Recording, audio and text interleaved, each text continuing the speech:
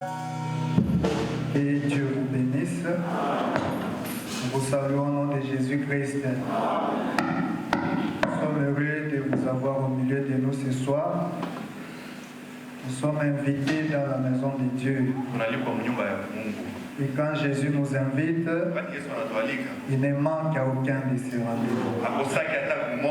Nous croyons que tu ne sortiras pas tel que tu es venu. Quelque chose va se passer. Prions le Seigneur. Aimable et tendre Père Céleste, ce soir nous venons encore devant toi. Nous venons tels que nous sommes. Nous venons sous les sangs. Tu as dit quand tu verras les sangs, tu vas passer par-dessus. Ton fils est venu répondre à ton rendez-vous. Ta fille est venue répondre au rendez-vous. Elle est venue pour s'approcher de toi. Tu as dit que celui qui s'approche de toi, aussi tu vas t'approcher de lui. Seigneur, quand tu t'approches de la mort, cela se transforme en vie. Quand tu t'approches de la maladie, cela devient la guérison. Quand tu t'approches des problèmes, tu donnes la solution. C'est pourquoi ce soir, Seigneur, fais ton approche, oh Dieu, pour que ton fils, ta fille, ne puisse pas quitter ici comme il est venu. Nous croyons que tu vas agir. Nous croyons que tu vas parler. Nous croyons que tu vas nous bénir. Nous nous remettons ainsi à toi. Au nom du Seigneur Jésus-Christ. Amen. Que Dieu vous bénisse. Restez debout, on va lire la Bible. Avant de lire la Bible, le pasteur a commencé le voyage. Il est parti aujourd'hui, je pense qu'il va prendre l'avion demain. Il sera en Afrique du Sud, je crois, autour de 15 heures demain.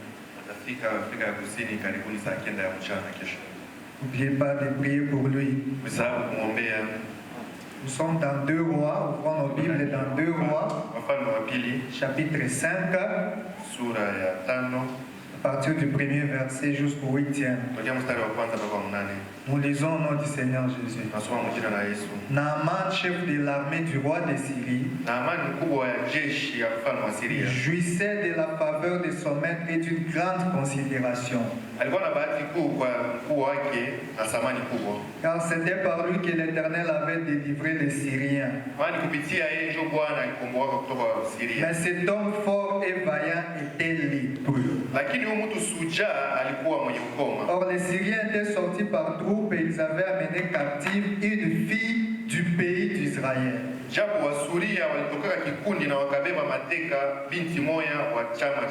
Qui était au service de la femme de Naaman. Et elle dit à sa maîtresse, oh, si mon Seigneur était auprès du prophète qui est à Samarie, le prophète le guérirait de sa lèpre. Naaman alla dire à son maître, la jeune fille du pays d'Israël a parlé de telle et telle manière. Et le roi de Syrie dit, va, rends-toi à Samarie et j'enverrai une lettre au roi d'Israël. Il partit prenant avec lui 10 talents d'argent, 6000 cycles d'or et 10 vêtements de rechange. Il porta au roi d'Israël la lettre où il était dit,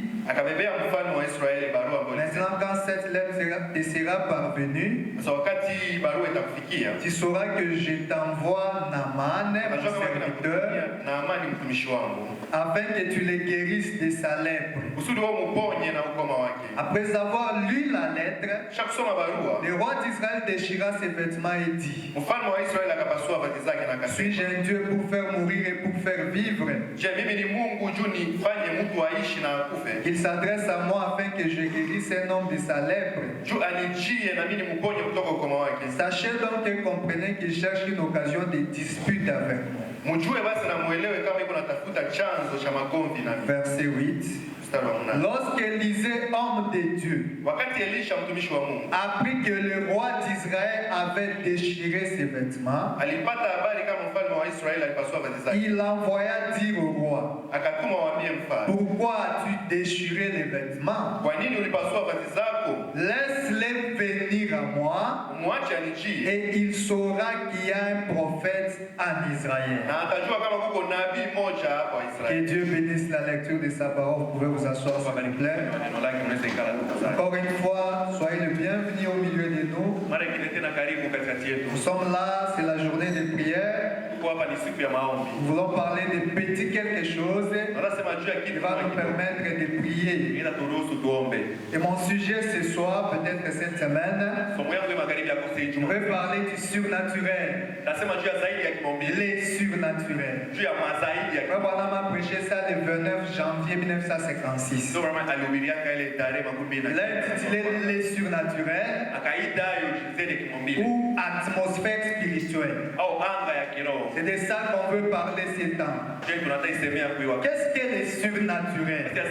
Les surnaturels, c'est ce qui se réfère à tout ce qui échappe ou dépasse les lois naturelles. Ou les lois physiques connues. Donc c'est souvent attribué aux entités spirituelles, aux choses divines ou aux choses mystérieuses. Donc ce sont des expériences ou des événements que la science ne peut pas expliquer par une logique conventionnelle. Ça englobe les esprits, les miracles. Quand on parle des miracles, ça signifie surnaturel. Quand on parle des esprits, ça revient à dire les surnaturels. Les démons, les visions, toutes ces choses-là, ce sont des choses que la science ne va pas donner une explication logique.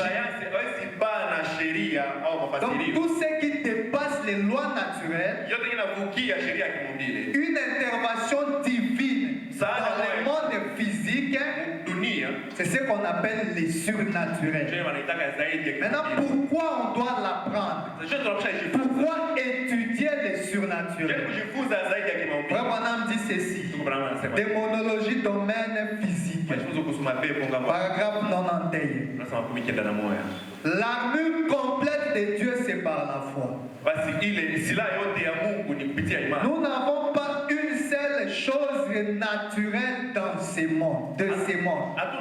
Nous les chrétiens, nous n'avons pas une seule chose naturelle de ce monde. Tout ce qui appartient à l'église chrétienne, c'est par un acte de foi. Considérez l'armure de Dieu: l'amour, la joie, la paix, la longanimité, la bonté, la douceur, la bienveillance, la patience. Pas vrai? Tout est surnaturel. L'amour, la paix, la joie, la douceur, tout ce que les chrétiens ont, c'est surnaturel. C'est pourquoi nous devons étudier, comprendre c'est quoi les surnaturels. Il dit rien n'est naturel. Alors, nous ne regardons pas aux choses naturelles parce que notre activité se situe au niveau surnaturel. L'activité du chrétien se trouve au niveau surnaturel. L'activité, c'est quoi? C'est la puissance d'action. C'est l'occupation. L'occupation des chrétiens. Si tu viens ici, tu te dis chrétien. Tu viens ici, tu te dis chrétienne. Ton activité ne se situe pas à un niveau surnaturel. Les surnaturels, paragraphe 12. Je lis à la fin du paragraphe. Il dit, et je sais qu'au fond du cœur de tout homme, il y a quelque chose qui désire ardemment voir les surnaturels. Au fond de tout homme, il y a quelque chose en toi qui désire voir les surnaturels. C'est pourquoi pendant ces moments, on doit tout faire pour que les surnaturels puissent agir au milieu de nous. Parce qu'un Dieu qui reste dans l'histoire et ne pas agir aujourd'hui, il ne nous servira à rien. Un Dieu qu'on va lire seulement dans une Bible physique, sans que l'esprit de ce Dieu-là puisse vivifier ses écrits et que les actions surnaturelles de Dieu se voient au milieu de nous. Nous ne voulons pas de ce Dieu-là. Nous voulons voir les surnaturels. 17, la même prédication. Il dit maintenant, la chose dont nous voulons parler ce matin ou ce soir, pour un petit moment, c'est le surnaturel. Nous avons tous faim du surnaturel. Est-ce qu'il y a quelqu'un qui a faim du surnaturel ici? Chacun de nous a faim du surnaturel. Il dit, vous les frères méthodistes, vous avez faim du surnaturel. J'ai avec moi un pasteur méthodiste qui a faim et soif du surnaturel. Vous les baptistes, vous avez faim et soif du surnaturel. C'est le cas pour eux tous. Et maintenant, évidemment, si Dieu est toujours Dieu, il est toujours surnaturel. Ne le croyez-vous pas? Il doit l'être. Or, nous essayons de prendre Dieu comme quelqu'un de préhistorique ou un Dieu historique. Mais à quoi servirait un Dieu historique aujourd'hui? À quoi sert le Dieu d'Élie à un homme aujourd'hui s'il n'est pas le même Dieu? Qu'est-ce que vous apprenez sur lui au séminaire?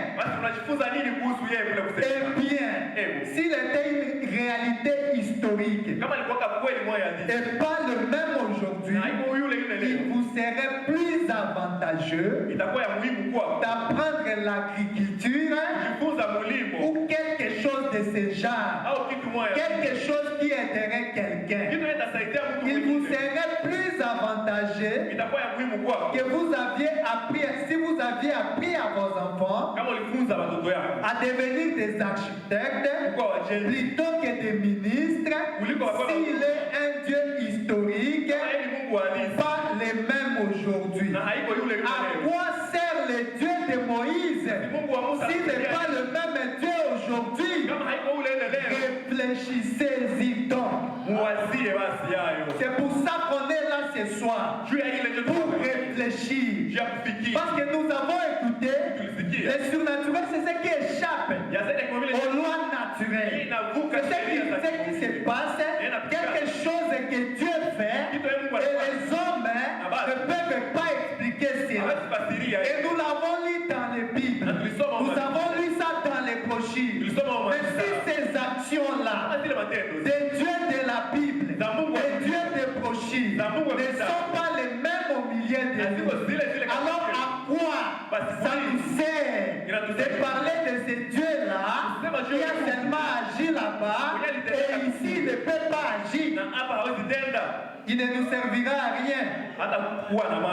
C'est pourquoi nous avons lu, là où le prophète a lu aussi dans cette prédication, il a parlé de l'histoire de Naaman, un lépreux, mais qu'on a dû amener devant le prophète Élisée.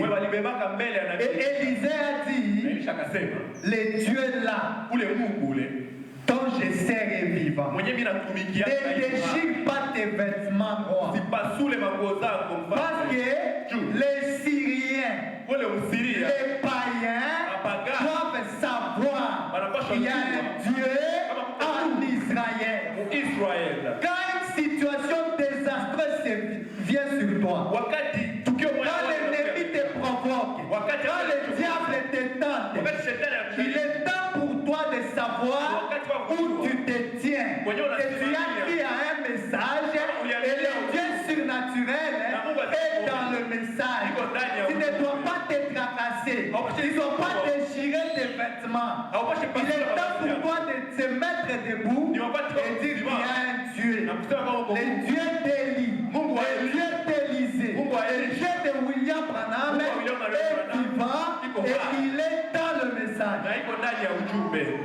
C'est ce qu'Élisée a dit. Parce que le prophète, Élisée est un prophète. Le prophète, c'est lui la manifestation surnaturelle dans les camps. C'est pourquoi j'ai toujours dit, une maison, une église, une nation qui n'a pas de prophète, cette personne-là, cette église-là, cet individu-là va disparaître. Parce que le prophète, c'est lui la grâce de Dieu dans les camps. Le prophète, c'est la manifestation du surnaturel dans les camps. Dans l'individu, dans une maison. Le prophète, c'est même la miséricorde de Dieu. Peut-être je vais parler de ça le dimanche. Élisée était la manifestation du surnaturel. Jéhovah Jireh, paragraphe 7. Et maintenant, prêcher le 17 août 1955. Et quand nous l'acceptons comme notre sauveur, nous devons aussi l'accepter comme notre guérisseur, comme notre paix, comme notre bouclier, comme notre bannière.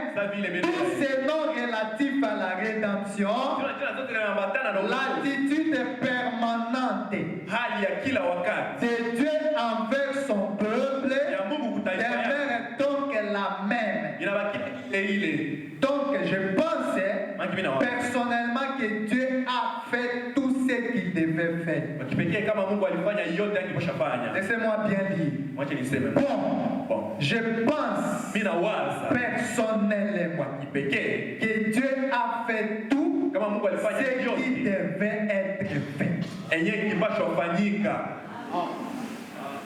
Tout ce qui concerne ton salut, c'est déjà fait. Tout ce qui concerne ta guérison, c'est déjà fait. Tout ce qui concerne ta progression, tout ce que Dieu devait faire, il a déjà fait. Eh bien, d'abord, il a donné l'Ancien Testament pour servir de type. Et il a ensuite envoyé la loi. Ensuite, il a envoyé les prophètes pour soutenir la loi. La loi était pour toute la nation. Le prophète, c'était pour manifester le surnaturel. Le prophète était un signe surnaturel. C'est pourquoi Élisée, sachant qu'il était un prophète de Dieu, il savait que rien ne va l'ébranler parce qu'il va manifester le surnaturel. C'est quelqu'un qui avait déjà l'expérience avec le surnaturel. Dans 2 Rois chapitre 6, quelqu'un a prêté un fer. Voilà. Un fer, une hache, c'est comme ça qu'on l'appelle. Exact. Une hache de fer. Et il est parti couper les bois dans la forêt. Écoutez, le surnaturel, c'est ce qui échappe aux lois naturelles.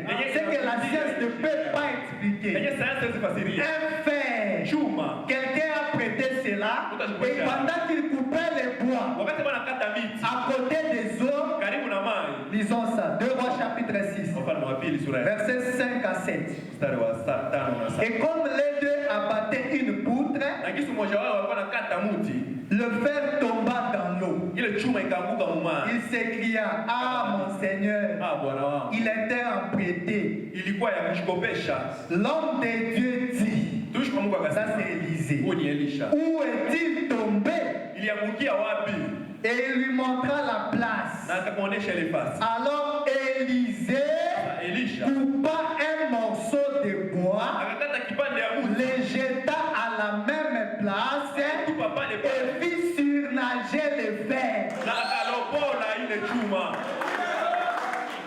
Le fer qui pèse s'est noyé dans l'eau. Mais on prend le morceau de bois qui ne pèse pas plus que le fer. On le place sur l'eau et ça fait flotter le fer. Ça c'est l'action du Dieu d'Élisée. Élisée avait confiance à ce Dieu-là, que ce Dieu-là est surnaturel. Alors ce soir je vais dire à quelqu'un, tu es peut-être accablé de problèmes, tu es accablé par la maladie, c'est tellement lourd que ça te fait plonger en bas, tu ne sais pas te relever, tu es noyé dans les soucis, tu es noyé dans les chagrins. Je vais te présenter un poids ce soir. Je vais te présenter un poids ce soir. Un poids du Dieu d'Élie. Un poids du Dieu d'Élisée. Un poids du surnaturel. Un poids du calvaire.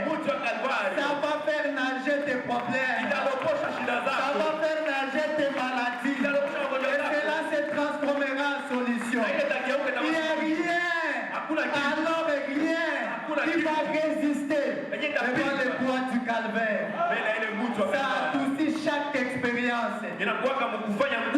Écoutez, la Bible nous parle de plusieurs endroits du bois. Un jour, le peuple de Dieu, alors qu'ils se rendaient dans la terre promise, ils se sont rencontrés avec une difficulté. Et ils étaient devant les eaux, alors qu'ils avaient soif. Ils devaient boire l'eau. Mais cette eau-là était amère. Ils étaient en chemin du devoir. Ils étaient en train de partir vers la promesse. Mais ils avaient soif. Ils avaient des besoins. Mais leurs besoins s'est transformé en amertume. Ils ne pouvaient plus boire de ces eaux-là. Et Dieu dit à Moïse, prends un morceau de bois, jette cela dans cette mer amère-là, dans ces eaux amères. Et quand Moïse a jeté le morceau de bois dans les eaux qui étaient amères, les eaux sont devenues douces. Quelle amertume tu traverses. Je te représente les mêmes poids. Le poids du calvaire va adoucir tes amertumes. Le poids du Alléluia. Le poids du calvaire va adoucir ton expérience. Parce que le Dieu surnaturel, il est le même hier, aujourd'hui et pour toujours. Il va adoucir ton expérience. Moïse l'a manifesté. Parce que les prophètes, c'est la manifestation du surnaturel. Écoutez ici. Pourquoi il fallait que ce soit les bergers? 133. Moïse, Jéhovah se manifeste ici dans ses prophètes bergers. Jéhovah s'est manifesté dans le prophète Moïse. Il lui avait donné 3 dons pour confirmer son ministère et son appel devant les anciens d'Israël et devant Pharaon. Remarquez ce prophète berger maintenant. Il donne toujours à ses prophètes les signes surnaturels pour confirmer que c'était Dieu en eux. Car il ne peut pas y avoir la présence de Dieu sans que des choses surnaturelles se produisent. Si dans notre église, nous disons que la présence de Dieu est là, nous devons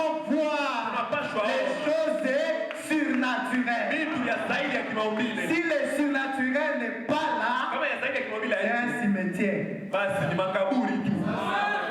C'est un cimetière. C'est le pasteur qui nous a parlé ici. Du fou de Gadara.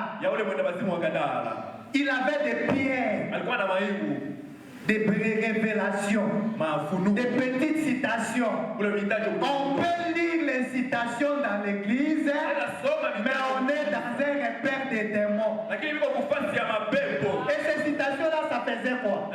Ces petites pierres que le fou de Gadara avait dans la main, ça faisait quoi?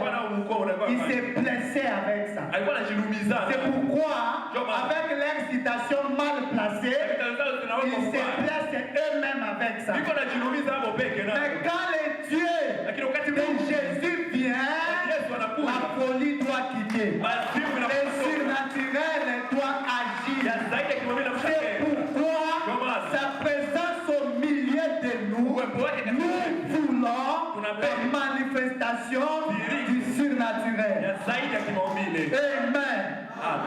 Et jamais Jéhovah n'est apparu sans que le surnaturel l'accompagne. Ça doit être ainsi. Il a toujours prouvé qu'il est avec ses prophètes en confirmant ce qu'il prophétisait pour autant que cela soit conforme à sa parole. Eh bien, le premier signe qu'il avait donné à ses prophètes, c'était de changer sa verge en un serpent. Paragraphe 145. Ces bâtons s'étaient transformés en serpent devant Pharaon. Et le même Pharaon a essayé d'imiter cela par des magiciens. Quand le surnaturel agit, attendez-vous qu'il y aura toujours les gens qui vont essayer d'imiter le surnaturel. Il y aura toujours des ramassistes. Il y aura toujours des suiveurs des mouvements. Au lieu de chercher le surnaturel, ils seront là pour critiquer ce qui se passe chez les autres.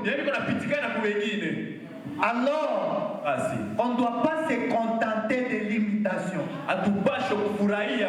Parce que le message, c'est le surnaturel. Le message est surnaturel. Cette colonne de feu, ce n'est pas seulement une photo. Des fois, ça demande que ça quitte la photo et que ça devienne une réalité devant toi.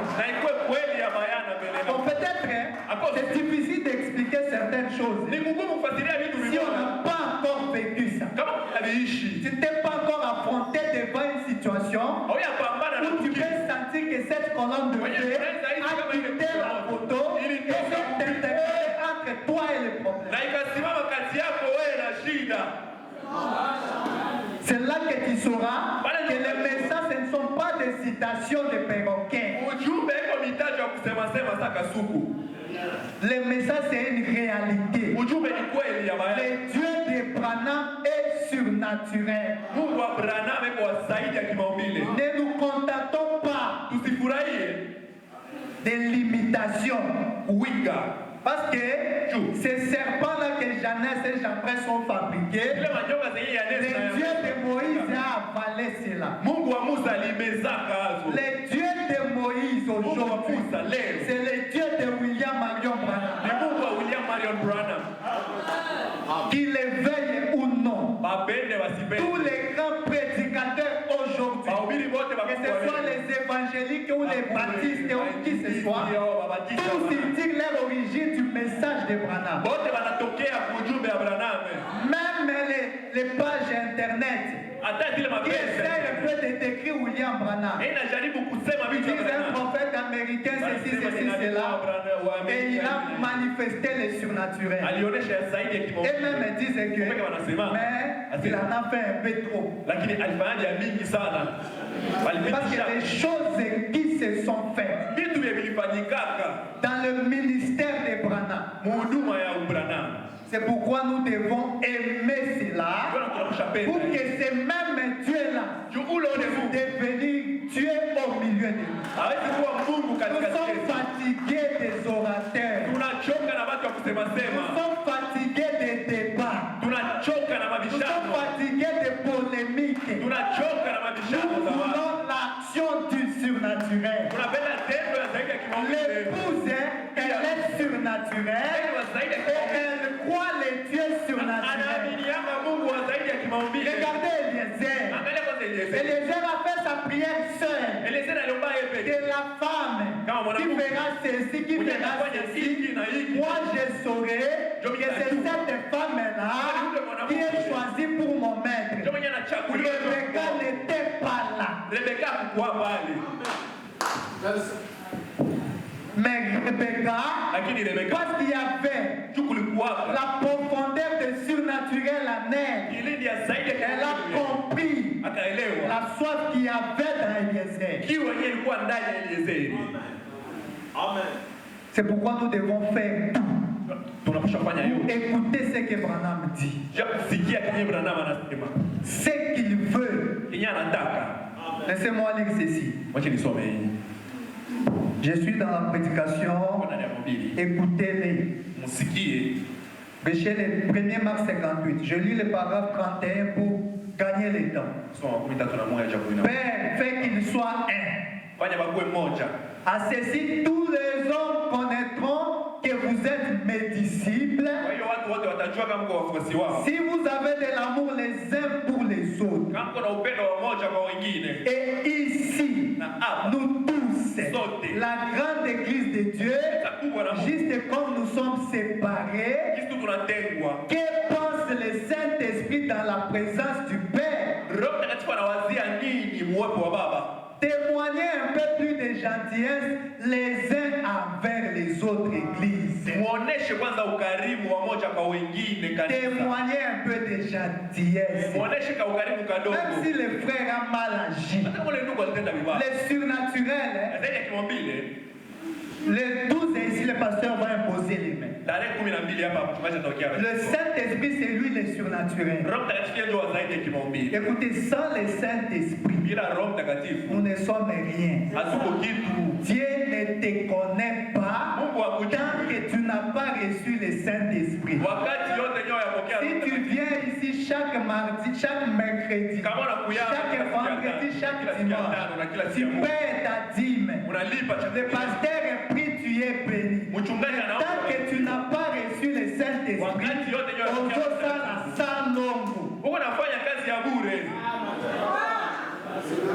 quand Jésus viendra, il viendra chercher Jésus.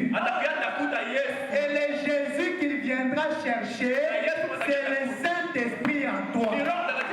Tant que tu n'as pas cela, tu vas rester ici.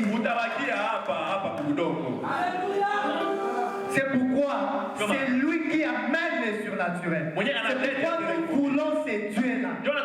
Et la Bible dit Dieu est amour. Témoignez un peu plus de gentillesse les uns envers les autres. Soyez un peu plus aimables dans votre cœur. Ne cherchez pas à imiter cela. Vous ne pouvez pas y arriver. Même si on prêche ici, on dit saluez-vous. Tu dis pour plaire au pasteur, ces frères-là, je vais seulement les saluer. Tu vas les saluer aujourd'hui. Tu vas les saluer demain. Mais après-demain, comme c'est une invitation, tu vas le faire comme ça. Regarde encore. Regarde-les encore avec ses longues jupes. Il dit, ne cherchez pas à imiter. Vous devez avoir cela. Et pourquoi prendrez-vous un substitut alors que le ciel pentecôtiste est plein du véritable? Oh Dieu, sois miséricordieux. L'amour, le véritable. Cette imitation, je crois que c'était Abraham Lincoln. Le plus grand président, je pense, que la nation ait jamais eu. Je crois que c'était lui qui a dit, vous pouvez tromper une partie du peuple pendant un certain temps, mais pas tout le peuple et tous les temps. Si vous allez à l'église avec ce large visage d'un air saint et serrez la main à la sœur, et les jours suivants vous faites des histoires, vous jouez aux cartes, vous restez à la maison le mercredi soir pour regarder Elvis Presley ou un autre renégat impur, et vous vous appelez chrétien. Les pécheurs enseignent mieux que cela. Vous n'êtes pas meilleur que lui. Il est sien. Voler, tricher, mentir, soyez indifférents, retраnchez-vous en disant, c'est moi et c'est à moi que les autres s'en aillent s'ils le veulent. Comment pouvez-vous donc vous attendre à recevoir des choses? Le monde veut voir l'amour authentique, être démontré. Oh Dieu, accorde-nous cela. Accorde-nous l'amour. Notre amour est surnaturel. Les esprits séducteurs, paragraphe 100. Je m'en vais terminer. Il dit c'est pareil pour chaque chrétien né de nouveau. Une fois qu'il a vraiment pénétré en Dieu, il compare sa vie à la parole de Dieu et il constate qu'il est aligné sur elle. À tout point. Il a la patience, la bonté. Voilà les surnaturels que les chrétiens ont. La quiétude,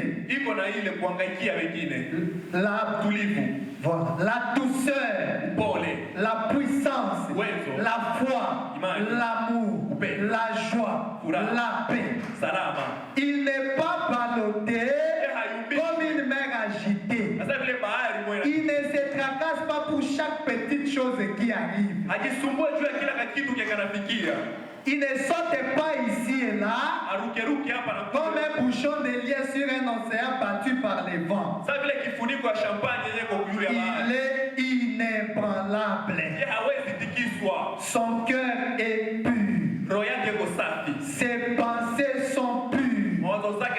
Ses intentions sont pures. Son choix est le bon. Oh, je me suis mal marié. Le problème, c'est toi. Parce que si tu es en Dieu, ton choix est le bon. C'est pas moi, c'est Branham.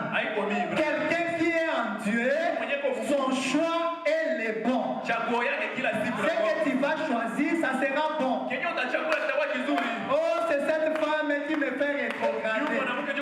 Qui l'avait choisi? Oh, ma bête là, il y a un copie. Attention, ma bête là, un copie, il fallait qu'on s'y mette. Tu avais la possibilité d'accepter ou de refuser.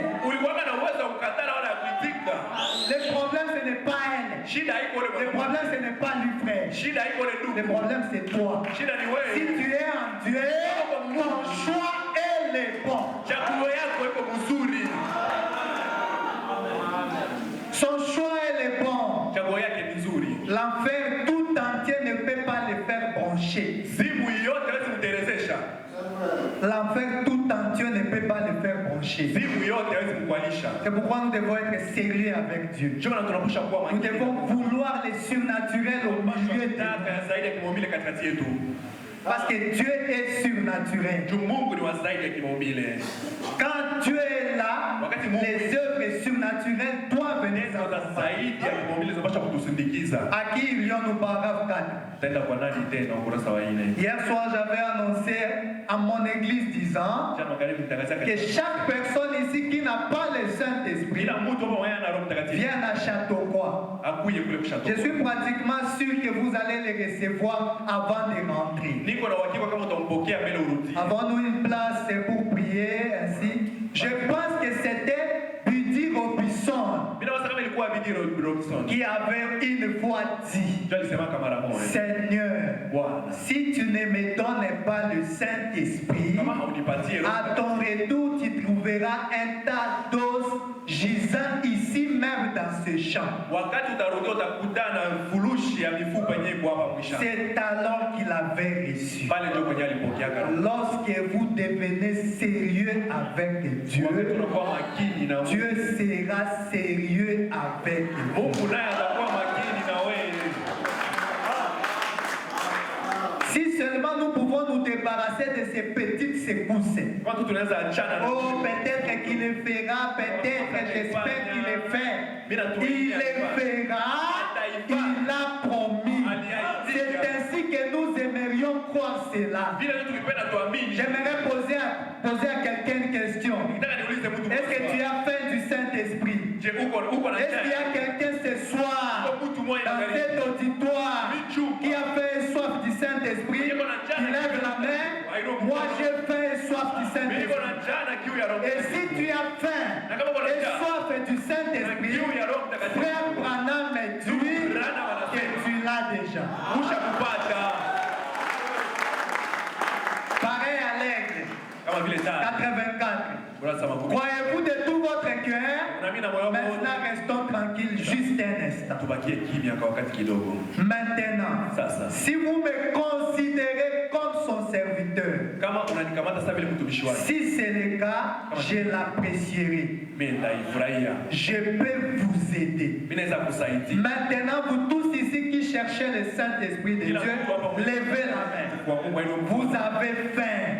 Jésus a dit, heureux ceux qui ont faim et soif de justice, ils seront rassasiés. Vous devez être sérieux.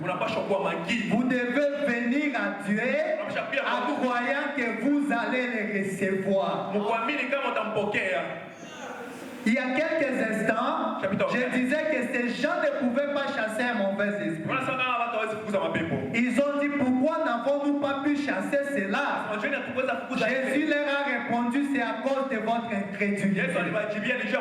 Non pas qu'ils n'avaient pas la puissance pour le faire, mais ils n'avaient pas la foi pour le faire.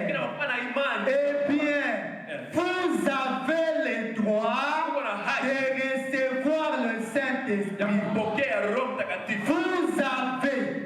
le Saint-Esprit sur vous, car vous avez faim et soif.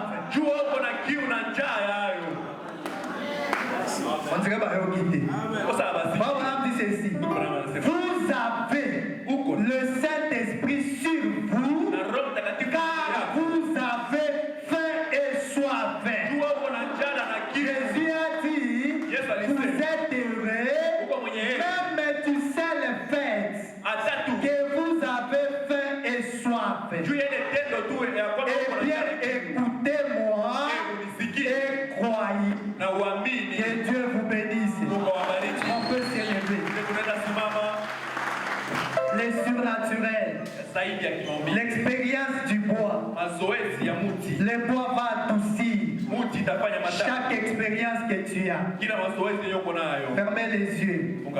Fermez les yeux s'il vous plaît. Seigneur, c'est le moment. Seigneur, c'est le moment. Seigneur, c'est le moment. Et me bénis. Oh Seigneur, c'est le moment. Seigneur, c'est. Écoutez, Moïse avait utilisé le bois. Seigneur. Il a frappé les rochers et les rochers a donné les eaux. Ça, c'est les dieux surnaturels. Oh Seigneur. Et après cela, c'est les jours. Il nous est demandé seulement de parler aux rochers. C'est les jours. Seigneur. De me remplir, de me remplir. Écoutez, frère Branham ici. Ça n'en enlève la rédemption dans sa totalité. Autant s'y habituer tout de suite. Être amené dans la source jaillissante. Là où Dieu ouvre les rochers. Dans les déserts. Par le rocher a-t-il dit. Et il donnera son nom. Peut-être mon ami ce soir. Peut-être que c'est vous qui êtes en train de périr. Vous devez parler au rocher, c'est ça. Si vous avez besoin du salut ce soir, parlez au rocher. Il donnera son nom. Si vous êtes rétrograde, ce soir, parlez au rocher. Il donnera son nom. Si vous êtes ici ce soir et que vous êtes sans Christ, vous avez essayé de trouver le salut dans toutes les églises de la ville, parlez au rocher. Il donnera son nom. Vous le croyez? Si vous êtes rétrograde et que vous vous êtes éloigné de Dieu et que vous pensez qu'il n'y a plus aucun espoir pour vous, parlez simplement au rocher. Il donnera son nom. Le croyez-vous de tout votre cœur? Croyez-vous que Dieu l'accordera? De tout votre cœur, le croyez-vous? Alléluia! Il est ici ce soir. Si vous êtes malade et que vous avez tout essayé, vous avez essayé d'aller dans la ligne de prière, vous n'arrivez pas à aller, vous avez une carte de prière, vous n'avez pas été pris, vous êtes allé à une réunion, vous êtes allé à une autre réunion, vous avez été oué par les pasteurs, vous êtes passé dans la ligne de prière, vous êtes allé partout ailleurs, vous ne pouvez pas être guéri. Pourquoi ne pas parler au rocher maintenant? Il donnera son nom. C'est vrai. Pourquoi ne pas faire? Il faut un essai avec lui.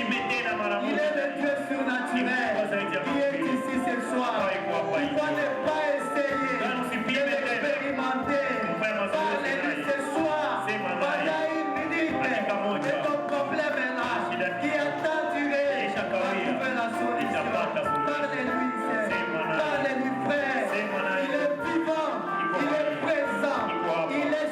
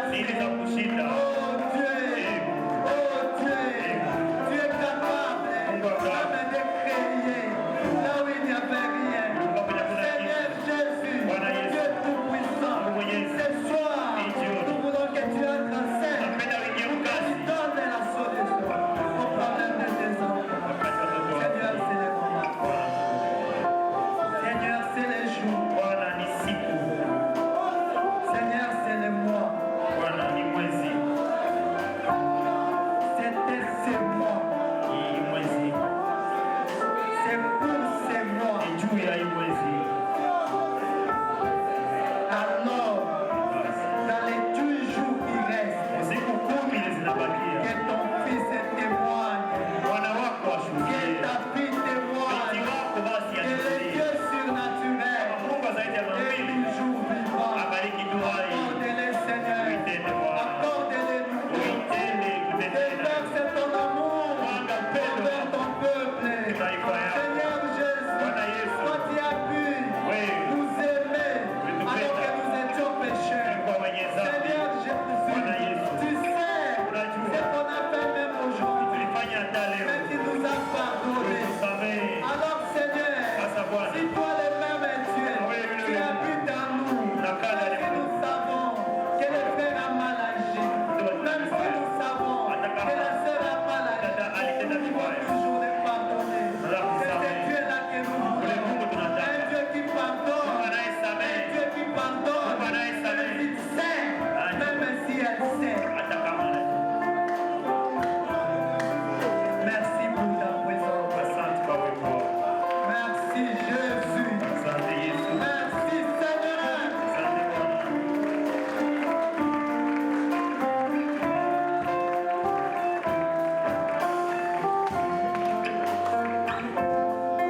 Nous voulons entrer, Père. Accompagne chacun de nous. Que le surnaturel nous accompagne. Et que nous nous attendions plus au surnaturel. C'est alors qu'il agira au milieu de nous. Bénis nos familles respectives. Bénis nos enfants. Ceux qui sont malades, qu'ils soient guéris. Ceux qui sont dans les problèmes, qu'ils trouvent des solutions. Même ceux qui ne sont pas bénis. Que les bénédictions qui nous ont accompagnés ici puissent les suivre et leur vie. Nos pasteurs, notre pasteur, qui a commencé le voyage. Voyons que Seigneur, quand tu vas voyager avec nous, tu vas les sécuriser, tu vas les protéger, en aller jusqu'à son retour au milieu de nous. Sois élevé, sois loué, sois acclamé.